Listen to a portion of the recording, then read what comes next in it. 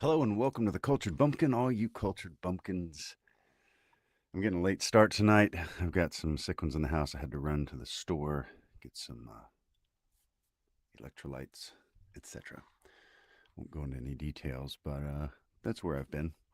A little late, but what are you going to do? So, I am going to start with chapter 38. There's only 50 chapters in this book, people, and we're rapidly coming to a close. I really feel like we will be probably done sometime in the next week. And then we'll get it edited, put back up on YouTube, and then we're going to start our next one pretty soon. So I need suggestions.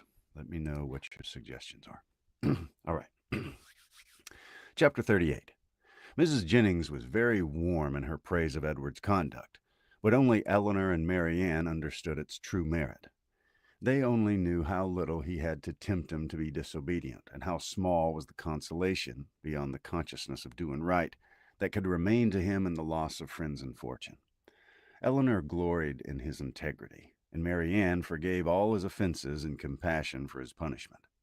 But though confidence between them was by this public discovery restored to its proper state, it was not a subject on which either of them were fond of dwelling when alone. Eleanor avoided it upon principle, as tending to fix still more upon her thoughts by the too warm, too positive assurances of Marianne that belief of Edward's continued affection for herself, which she rather wished to do away, and Marianne's courage soon failed her in trying to converse upon a topic which always left her more dissatisfied with herself than ever by the comparison it necessarily produced between Eleanor's conduct and her own.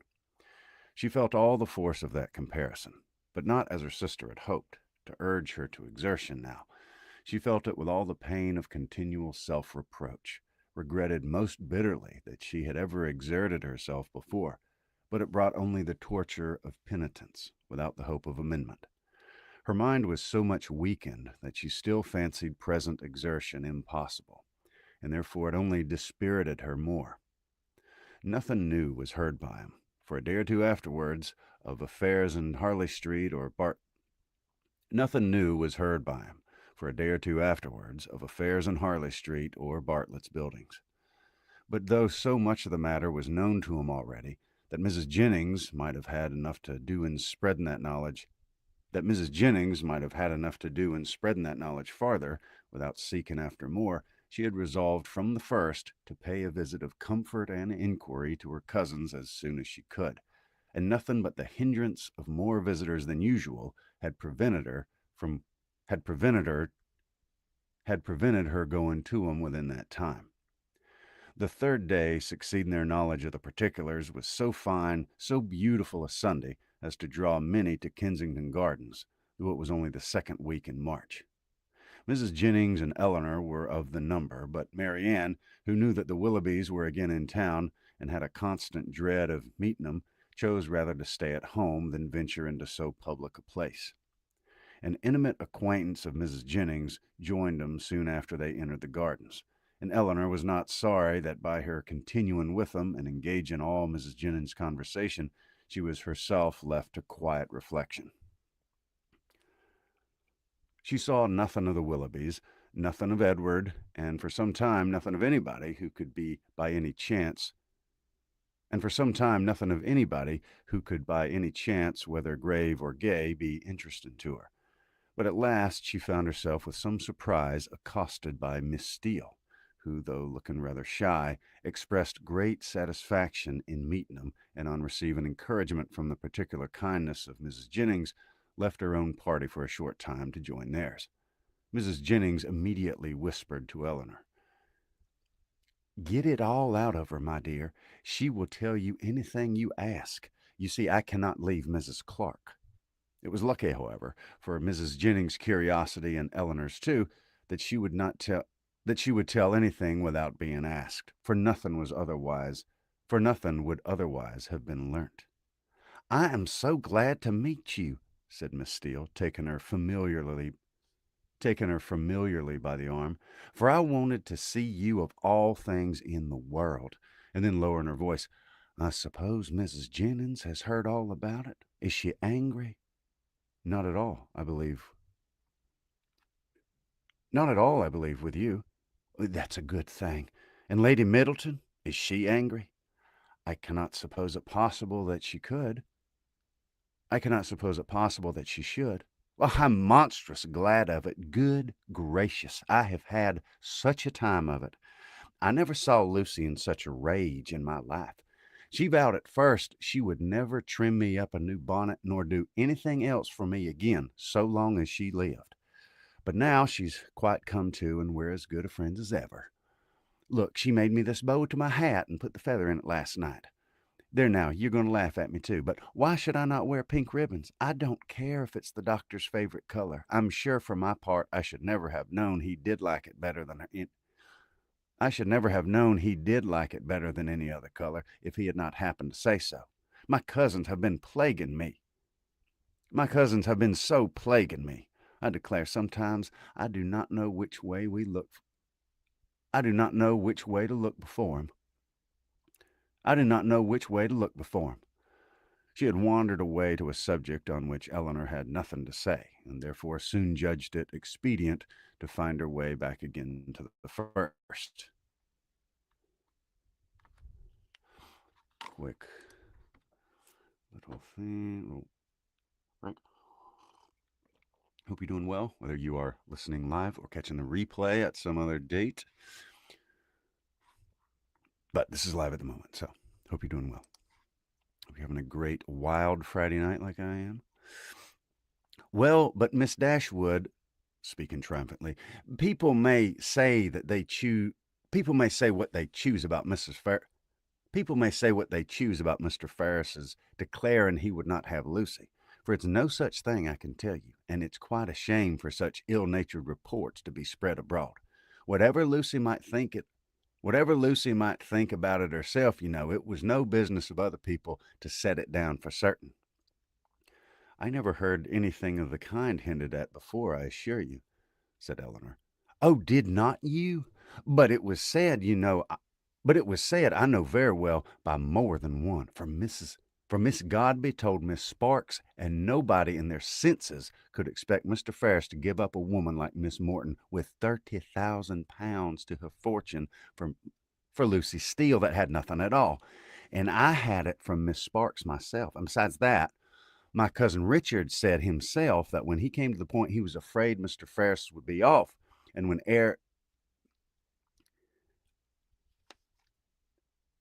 Edward did not come near us for 3 days, I could not tell what to think myself. And I believe in my heart Lucy gave it all up for lost. And we came away from your brothers Wednesday, and we saw nothing of 'em at all and we saw nothing of 'em all, and we saw nothing of 'em not all Thursday, Friday, and Saturday, and he didn't know what was become of 'em. Once Lucy thought to write to him, but then her spirits rose against it. However, this morning he just came in as we came home from church, and then it all came out how he had been sent for Wednesday to Harley Street, and been talked to by his mother and all them, and how he had declared before him that he loved nobody but Lucy, and nobody but Lucy would he have, and how he had been so worried by what had passed. As soon as he went away from his mother's house, he got upon his horse, and how he had been so worried by what had passed that as soon as he went away from his mother's house, he had got up on his horse and rode into the country somewhere or other, and how he had stayed at an inn all Thursday and Friday on purpose to get better of it. And after thinking it all over again and again, she is a goober. She's hard to read. And after thinking it all over and over again, he said it seemed to him if now he had no fortune and no nothing at all, it would be quite unkind to keep her on to the engagement, because it must be for her loss. For she had nothing but £2,000 and no hope of anything else. And if he was to go into orders, as he had some thoughts, he could not get nothing but a curacy. And how was he to live upon that? He could not bear to think of her doing no better, and so he begged, if she had the least mind for it, to put an end to the matter directly and leave him shift for himself. I heard him say all this plain as could possibly be, and it was entirely for her sake, and upon her account, that he said a word about being off, and not upon his own. I'll take my oath he never dropped a syllable of being tired of her, or of wishing to marry Miss Morton, or anything like that. But to be sure, Lucy would not give ear to such kind of talking, and so she told him directly, with a great deal about sweet and love and, all that. Oh, I, one can't repeat such things, She told him directly she had not the least mind in the world to be off, for she would live with him upon a trifle, and how little soever he might have, she should be very glad to have it at all, or something of the kind. And then he was monstrous happy, and talked on some time about what they should do, and they agreed he should take orders directly, and they should be married, and they should wait to be married till he got a living. And just then I could not hear any more, for my cousin came from below to tell Mrs. Richardson was come in her coach, and would take one of us to Kensington Gardens. So I was forced to go into the room and interrupt him, to ask Lucy if she'd like to go. But she did not care to leave Edward, so I just run upstairs and put on a pair of silk stockings, and came off with the Richardsons. I do not understand what you mean by interrupting them, said Eleanor. You were all in the same room together, were you not? No, indeed, not us. Oh, Miss Dashwood, do you think people make love when anybody else is by? Oh, for shame. To be sure, you must know better than that. No, they were shut up in the drawing room together, and all I heard was by listening at the door. How, cried Eleanor, have you been repeating to me what you only learnt yourself by listening at the door? I'm sorry I did not know it before, for I certainly would not have suffered you to give me particulars of a conversation which you ought not to have known yourself. How could you behave so unfairly to your sister? Oh, there's nothing in that. I only stood at the door and heard what I could, and I'm sure Lucy would have done just the same by me, for a year or two back, when Martha Sharp and I had so many secrets together. She never made any bones of hiding in a closet, or behind a chimney board, or on purpose to hear what we said. Eleanor tried to talk of something else, but Miss Steele could not be kept beyond a couple of minutes from what was uppermost in her mind.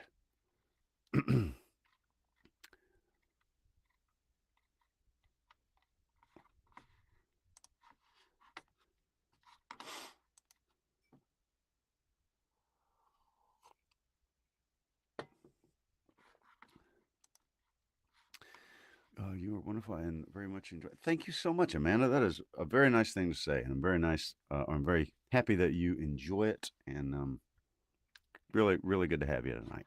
Thank you. My fiance sent me your Redneck Lord of the Rings content, and a good deal. I appreciate that. Uh, yeah, the thing about that is, obviously Tolkien is still copyrighted, so I can't do what I'm doing now, or I would. But I'm glad that you enjoyed that little snippet, because I love Lord of the Rings and Andy Serkis. I mean, it doesn't get any better than that anyway. So he has us in his good and capable hands. But I'll do little snippets from time to time, and it'll be fun. But thank you very much. All right, let's get back to it. Edward talks of going to Oxford soon, said she, but he is now lodging at Pall Mall. What an ill-natured woman his mother is, ain't she?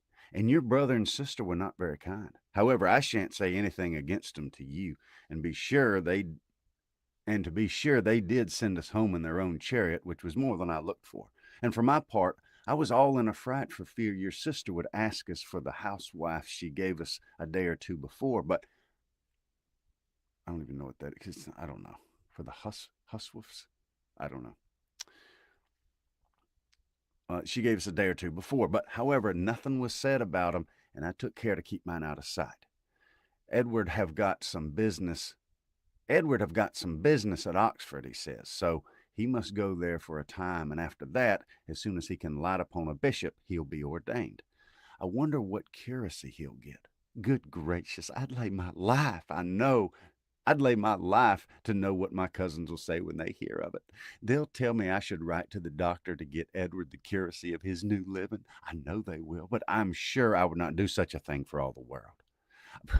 I shall say directly, I wonder how you could think of such a thing. I write to the doctor indeed. Well, said Eleanor, it's a comfort to be prepared against the worst, so you've got your answer ready. Miss Steele was going to reply on the same subject, but the approach of her own party made another more necessary. Oh, here come the Richardsons. I I had a vast deal more to say to you, but I must not stay I must not stay away longer from I must not stay away from them. I must not stay away from him not any longer. I assure you they're very genteel people. He makes a monstrous deal of money, and they keep their own coach.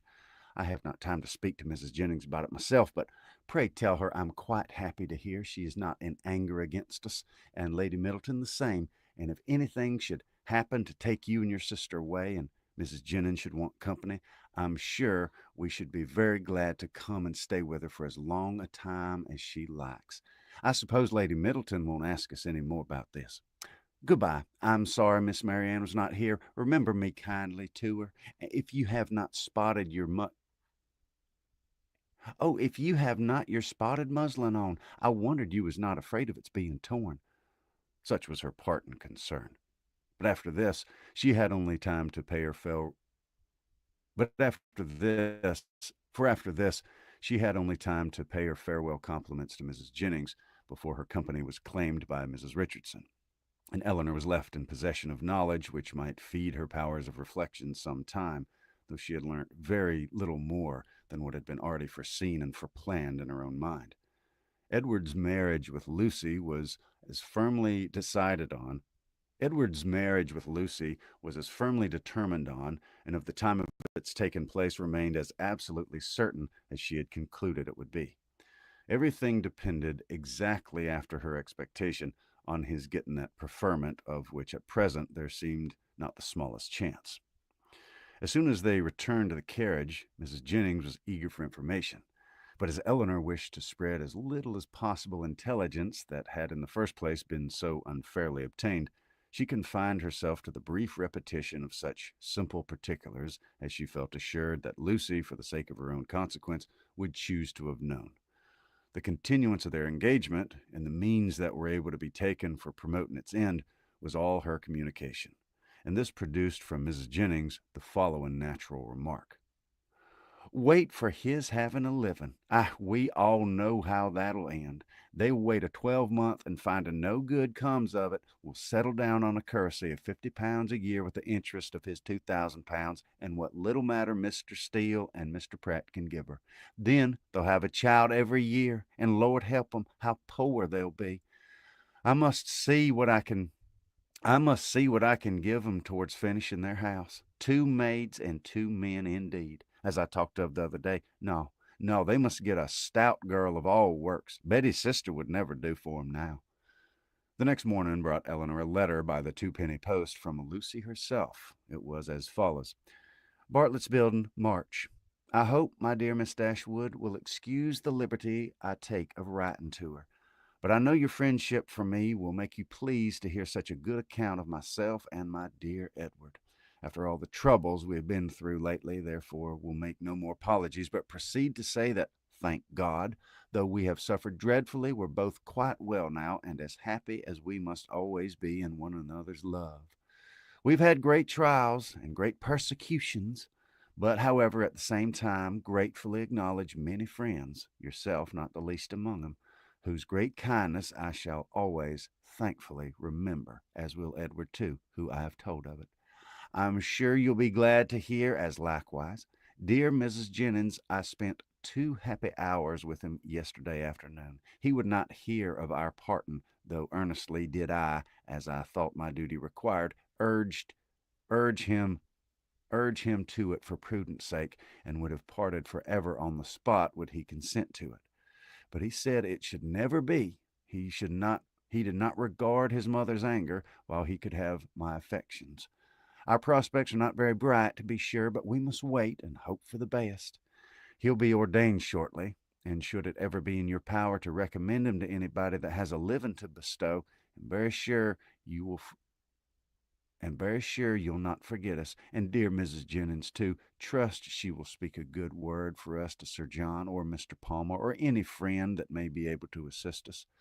Poor Anne was much to blame for what she did, but she did it for the best, so I'll say nothing. Hope Mrs. Jennings won't think it too Hope Mrs. Jennings won't think it too much trouble to give us a call should she come this way any morning. 'Twould be a great kindness, and my cousins would be proud to know her. My paper reminds me to conclude, and begging to be most gratefully and respectfully remembered to her, and to Sir John and Lady Middleton, and the dear children, when you see 'em, and love to Miss Mary Ann. I am Lucy Steele. As soon as Eleanor had finished it, she performed what she concluded to be its writer's real design by placing it in the hands of Mrs. Jennings, who read it aloud with many comments of satisfaction and praise. Very well indeed. How prettily she writes. Hey, that was quite proper to let him off. That was quite proper to let him That was quite proper to let him be off if he would. That was just like Lucy, poor soul. I wish I could get him a living with all my heart. She calls me dear Mrs. Jennings, you see. She has a good heart. She's a good-hearted a girl as ever lived. Very well, upon my word. That sentence is very prettily turned. Yes, I'll go and see her, sure enough. How attentive she is to think of everybody. Thank you, my dear, for showing it to me. It's as pretty a letter as I ever saw, and does Lucy's head and heart great credit. That was the end of chapter 38.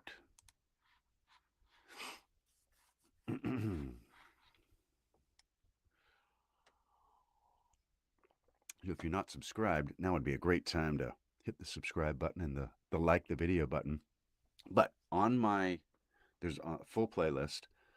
I've got Pride and Prejudice already up, Persuasion, Wind in the Willows, Anna Green Gables.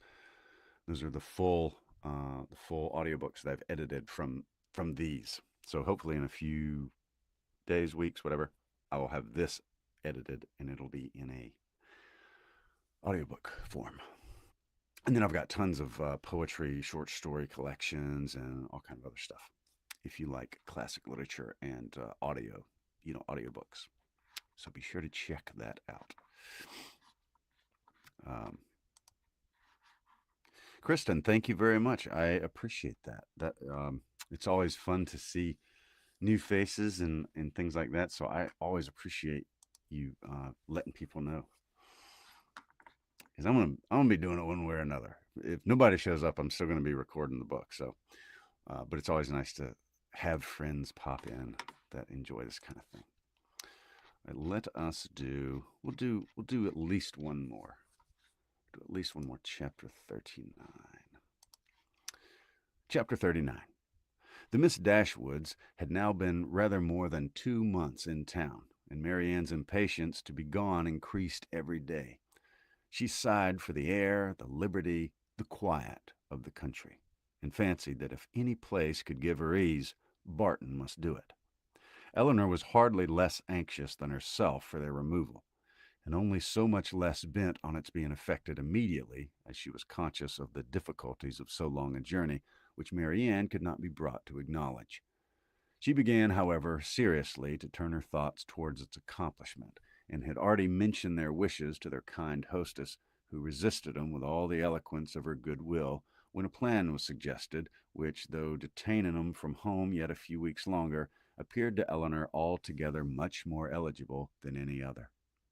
The Palmers were to remove to Cleveland about the end of March for the Easter holidays, and Mrs. Jennings, with both her friends, received a very warm invitation from Charlotte to go with them. This would not in itself have been sufficient for the delicacy of Miss Dashwood, but it was forced with so much real politeness by Mr. Palmer himself, as joined to the very great amendment of his manners towards them since her sister had been known to be unhappy, induced her to accept it with pleasure. When she told Mary Ann what she had done, however, her first reply was not very auspicious. "Cleveland!" she cried with great agitation. "No, I cannot go to Cleveland." "You forgot," said Eleanor gently, "that its situation is not that it's not in the neighborhood of, but it's in Somersetshire. I cannot go into Somersetshire. There, where I looked, there where I looked forward to going. No, Eleanor, you cannot expect me to go there. Eleanor would not argue upon the propriety of overcoming such feelings. She only endeavored to counteract them by working on others, represented it, therefore, as measure which would fix the time of her return in that as a measure which would fix the time of her return into that dear mother whom she so much wished to see in a more eligible, more comfortable manner than any other plan could do, and perhaps without any greater delay. From Cleveland, which was within a few miles of Bristol, the distance to Barton was not beyond 1 day, though a long day's journey, and their mother's servant might easily come there to attend them down. And as there could be no occasion of their staying above a week at Cleveland, they might now be at home in little more than 3 weeks' time. As Mary Ann's affection for her mother was sincere, it must triumph with little difficulty over the imaginary evils she had started. Mrs. Jennings was so far from being weary of her guest that she pressed him very earnestly to return with her again from Cleveland. Eleanor was grateful for the attention, but it could not alter her design, and their mother's concurrence being readily gained, everything relative to their return was arranged as far as it could be. And Mary Ann found some relief in drawing up a statement of the hours that were yet to divide her from Barton. "Ah, Colonel, I don't know what you and I shall do without the Miss Dashwoods," was Mrs. Jennings' address to him when he first called on her, after their leaving her was settled. "For they are quite resolved upon going home from the Palmers, and how forlorn we shall be. And how forlorn we shall be when I come back. Lord, we shall sit and gape at one another as dull as two cats." Perhaps Mrs. Jennings was in hopes by this vigorous sketch of their future ennui of the, I don't say that word, by this vigorous sketch of their future to provide him to make that offer which might give himself an escape from it. And if so, she had soon afterwards good reason to think her she had good and if so, she had soon afterwards good reason to think her object gained. For on Eleanor's moving to the window to take more expeditiously the dimensions of a print, which she was going to copy for a friend, he followed her to it with a look of particular meaning and conversed with her there for several minutes. The effect of his discourse on the lady, too, could not escape her observation, though she was too honorable to listen, and had even changed her seat on purpose that she might not hear, to one close by the pianoforte on which Mary Ann was playing. She could not keep herself from seeing that Eleanor changed color, attended with agitation, and was too intent on what he said to pursue her employment. Still farther in confirmation of her hopes, in the interval of Mary Ann's turning from one lesson to another, some words of the Colonel's inevitably reached her ear, in which he seemed to be apologizing for the badness of his house. This set the matter beyond a doubt. She wondered indeed at his thinking it necessary to do so, but supposed it to be the proper etiquette. What Eleanor said in reply she could not distinguish, but judged from the motion of her lips that she did not think that any material objection, and Mrs. Jennings commended her in her heart for being so honest. They then talked on a few minutes longer without her catching a syllable, when another lucky stop in Mary Ann's performance brought her these words in the Colonel's calm voice: I'm afraid it cannot take place very soon." Astonished and shocked at so unlover-like a speech, she was almost ready to cry out, "Lord, what should hinder it?" but checking her desires, confined herself to this silent ejaculation: "This is very strange. Sure, he will not need to wait to be older." This delay on the Colonel's side, however, did not seem to offend or mortify his fair companion in the least, for on their breaking up the conference soon afterwards and moving different ways, Mrs. Jennings very plainly heard Eleanor say, and with a voice which showed her to feel what she said, "I shall always think myself very much obliged to you." Mrs. Jennings was delighted with her gratitude, and only wondered that and only wondered that after hearing such a sentence, the colonel should be able to take leave of him as he immediately did, with the utmost sang-froid, and to go away without making any reply. She had not thought her old friend could make so difficult. She had not thought her old friend could have made so indifferent a suitor. What had really passed between them was to this effect. "I have heard," said he with great compassion, "of the injustice your friend Mr. Ferris has suffered from his family. For if I understand the matter right, he's been entirely cast off by him for persevering in it. He's been entirely cast off by him for persevering in his engagement with a very deserving young woman. Have I been rightly informed? Is it so?" Eleanor told him that it was. "The cruelty, the impolitic cruelty," he replied with great feeling, "of dividing or attempting to divide two young people so attached to each other is terrible. Mrs. Ferris does not know what she may be doing, what she may drive her son to. I have seen Mr. Ferris 2 or 3 times in Harley Street, and I am much pleased with him. He's not a young man with whom one can be intimately acquainted in a short time, but I've seen enough of him to wish him well for his own sake, and as a friend of yours, I wish it still more. I understand that he intends to take orders. Will you be so good as to tell him that the living of Delaford, now just vacant, as I am informed by this day's post, is his, if he think it worth his acceptance, but that, perhaps so unfortunately circumstanced as he now is, it may be nonsense to appear to doubt. I only wish it were more valuable. It's a rectory, but a small one. The late incumbent, I believe, did not make more than 200 per year, and though it's certainly capable of improvement, I fear not to. I fear not. I fear not to such an amount as to afford him a very comfortable income. Such as it is, however, my pleasure in presenting it to him will be very great. Pray assure him of it." Eleanor's astonishment at this commission could hardly have been greater had the colonel been really making her an offer with his hand. The preferment, which only 2 days before she had considered as hopeless for Edward, was already provided to enable him to marry, and she, of all people in the world, was fixed on to bestow it. Her emotion was such as Mrs. Jennings had attributed to a very different cause, but whatever minor feelings, less pure, less pleasing, might have to share in that emotion, her esteem for the general benevolence and her gratitude for the particular friendship which together prompted Colonel Brandon to this act were strongly felt and warmly expressed. She thanked him for it with all her heart, spoke of Edward's principles and disposition with that praise which she knew them to preserve, and promised to overtake the commission with pleasure. If it were really his wish to put off so agreeable an office to another,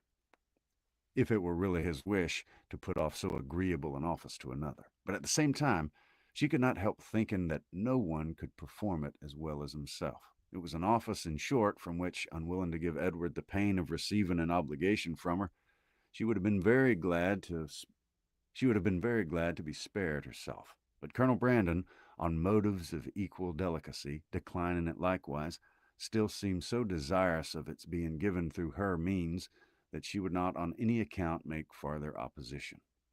Edward, she believed, was still in town, and fortunately she had heard his address from Miss Steele. She could undertake, therefore, to inform him of it in the course of the day.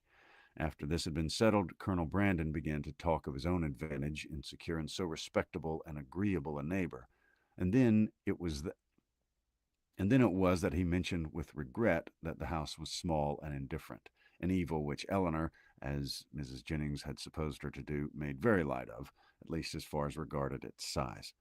"The smallness of the house," said she, I cannot imagine any inconvenience for them, for it will be in proportion to their family and income."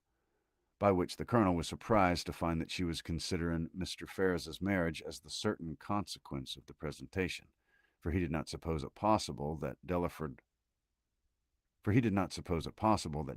living could supply such an income as anybody in his style of life would venture to settle on, and he said so. "This little rectory can do no more than make Mr. Ferris comfortable as a bachelor. It cannot enable him to marry. I'm sorry to say that my patronage ends with this, and my interest is hardly more extensive. If, however, by an unforeseen chance it should be in my power to serve him farther, I must think very differently of him from what I do now, if I'm not as ready to be useful to him then as I if I'm not as ready to be useful to him then as I sincerely wish I could be at present. What I'm now doing indeed seems nothing at all, since it can advance him so little towards what must be his principal, his only object of happiness. His marriage must still be a distant good. At least I'm afraid it cannot take place very soon. Such was the sentence which, when misunderstood, so justly offended the delicate feelings of Mrs. Jennings. But after this narration of what really passed between Colonel Brandon and Eleanor while they stood at the window, the gratitude expressed by the latter on their part may perhaps appear in general not less reasonably excited, nor less properly worded, than if it had risen from an offer of marriage. That was chapter 39.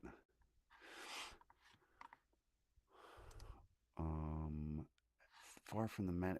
Who wrote that? I have not really. I guess I haven't, but I mean, I've heard of the book, but I don't know anything about it. I've never read it. Um,